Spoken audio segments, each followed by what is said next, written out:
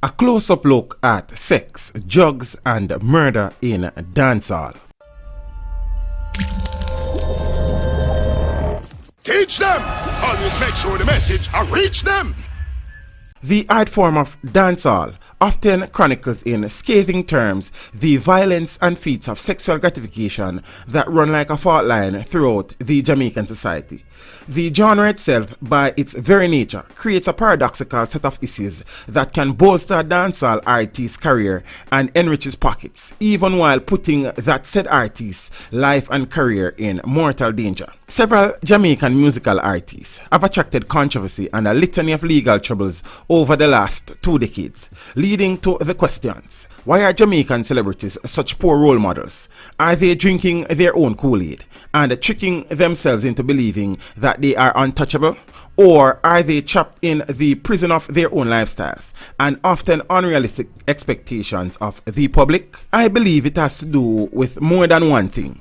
In most Jamaican households, there is no father. Most Jamaican dancehall artists grew up in the ghetto and were not prepared for the success they are now enjoying. And without that guidance, they are susceptible to almost anything. Although artists project the image that they are infallible, the high-intensity exposure of the media often proves too much when they are held up to scrutiny. How many of us could never put a foot wrong if we were in the public eye? Our artists are only human, just as we are, and it is unfair to expect them to be perfect. Our dancehall artists and celebrities are extremely vulnerable. The media environment is entering an intrusive phase in terms of the violation of the privacy of celebrities, creating a never-before experienced level of scrutiny.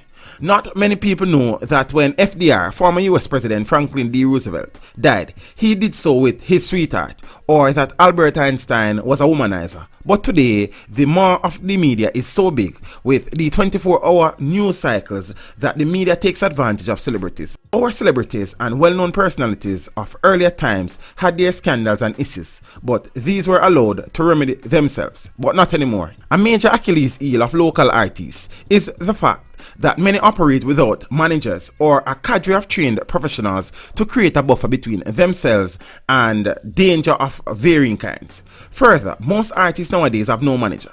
When they sing a hit song, they are largely doing their own thing with no professional guidance, no one in the inner circle to be the voice of reason and guidance. And that is why I think Buju Banton is serving time in jail, while Vybz Kartel and Ninja Man are now in prison.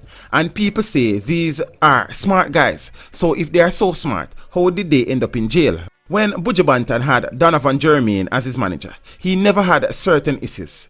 Lack of proper management is one of the biggest handicaps of today's artists. Dancehall superstar Vybz Kartel lived on the edge of controversy for years. He once boasted that he was not a role model and had no obligation to raise other people's children. This is within the context that many reggae and dancehall stars have some very young fans, but even though they recognize that, many tend to behave in a manner that is not appropriate for their younger fans to see.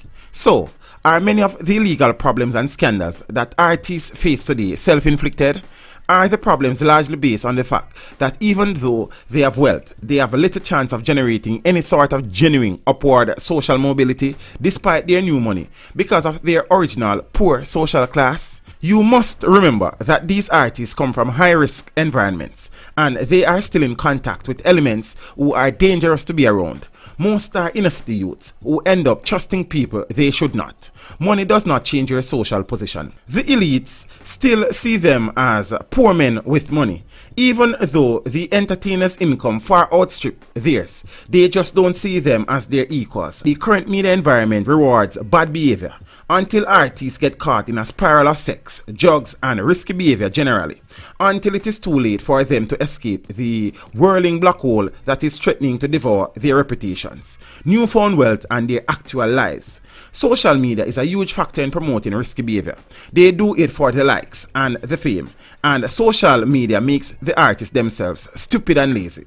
It is all about a shortcut, not trying to write good songs. Bad behavior always appears in the media, but there is something very cynical about this. Fans lap it up because they love bad boys and girls, and they reward attention-seeking behavior until these artists end up trapped in prisons of their own making. Artists often graduate from metaphorical prisons to literal cells, as evidenced by Vybz Kartel, who is soon to have an appeal conducted into his life sentence for murder, with 35 years behind bars before being eligible for parole unless his legal team succeeds at the appeal.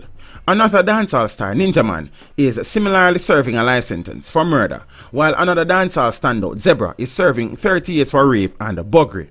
Another former high-rolling dancehall figure, Flipper Mafia, has been pulled in by the United States justice system on a major drug trafficking rap, with him allegedly having played a lead role. Reggae stars have not altogether escaped this stain of incarceration, as Buju Banton, who will be freed in months after serving 10 years in prison in the US for being caught in the setting up of a cocaine deal in 2009. In recent times, reggae dancehall firebrand Capleton was charged with rape, while last year Munga Honorable was charged with murder and returns to court next month to answer to those charges. And the list of local dancehall reggae artists to have fallen into legal troubles have by no means been exhausted. As for example, even The Messenger, Luciana, has had to face the courts, though ultimately successfully, on a charge of harboring a fugitive at his home. There is now a phenomenon known as post-coital rape, along with the other obstacles that an artist now has to navigate. The rules have changed from when Bill Cosby was doing what he was doing. The first time he was tried, there was a hung jury, but with the Me Too movement, the feeling has changed now, and now he is facing the prospect of living the rest of his days behind bars. There is also something more than a little strange about the way that most Jamaicans think they know celebrities, considering that all that is really known about them is what their public relations team allow the public to see.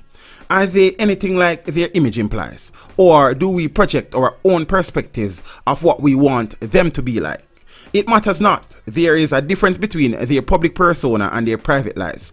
And these are grown men, not children. Far too many of our top Jamaican artists are ending up in jail. Too many of them have issues with the law at varying levels, and others continue to have issues with the law. But such is life. This video was made possible through the continued generosity of my patrons. To become a patron, follow the link in the description below.